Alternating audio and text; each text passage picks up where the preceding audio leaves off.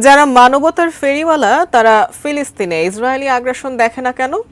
প্রশ্ন তুলেছেন সাবেক পররাষ্ট্রমন্ত্রী ডক্টর A.K. আব্দুল মোমেন। দুপুরে এফডিসি মিলনায়তনে ডিবেট ফর ডেমোক্রেসি আয়োজিত ছায়া সংসদ বিতর্ক অনুষ্ঠানে তিনি আরও বলেন, ফিলিস্তিন ইস্যুতে জাতিসংঘের তেমন কিছুই করার নেই। ইসরায়েলি আগ্রাসন মূলত আমেরিকা সহ মোড়ল রাষ্ট্রগুলোই বন্ধ করতে পারে।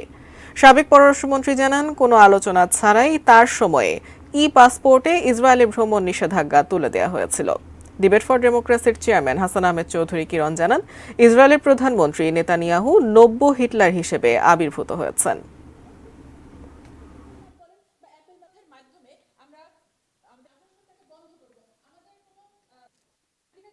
দ্বিরাষ্ট্র গঠন করবার জন্য যে প্রস্তাব ইতিমধ্যে উত্থাপিত হয়েছে তার বাস্তবায়নের জন্য আমি মার্কিন যুক্তরাষ্ট্র সহ আজকে পৃথিবীর যে পরাশক্তিগুলো রয়েছে, রাশিয়া রয়েছে, চীন রয়েছে, ভারত রয়েছে এবং মুসলিম যে ওআইসি সহ বিভিন্ন সংস্থাগুলো রয়েছে, তারা একত্রিত হয়ে যাতে দ্বিরাষ্ট্র হয়ে দুটি রাষ্ট্র দুটি স্বাধীনভাবে দুটি স্বাধীন পতাকা নিয়ে তারা তাদের দেশকে পরিচালনা করতে পারে, সেই সুপারিশ আজকের এই অনুষ্ঠানে করছি। যেখানে আঞ্চলিক শান্তি ও স্থিতিশীলতা নাই, সেই সমস্ত আশেপাশের দেশ সে ধনীও হইতে পারে, ধনী হলেও তার সমস্যা।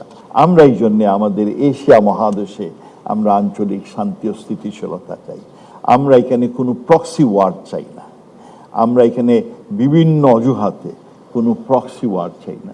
প্রক্সি ওয়ার হলে আমাদের এশিয়া মহাদেশে যারা উন্নত তাদেরও কষ্ট হবে, আর আমরা যারা কম উন্নত আমাদের তো ভবিষ্যৎটা আরো অন্ধকার হয়ে যাবে।